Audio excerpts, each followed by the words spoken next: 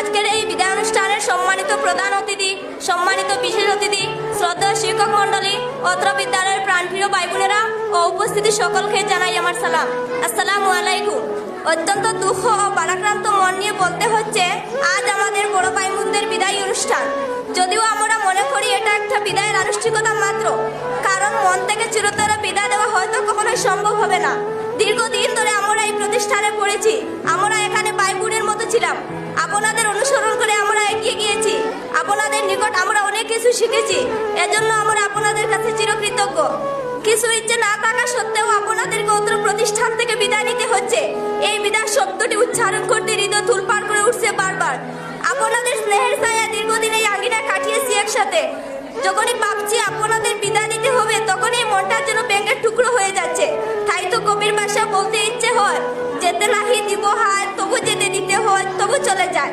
আর শিক্ষা জীবনের একটি অধ্যায় সমাপ্ত করে পরের আরেকটি অধ্যায়ে পা রাখার উদ্দেশ্যে আপনারা বিদায় নিচ্ছেন। আপনাদের জন্য আমরা অনেক দোয়া করি, যেন আপনারা সাফল্য স্বর্ণের করে পদার্পণ করতে পারেন।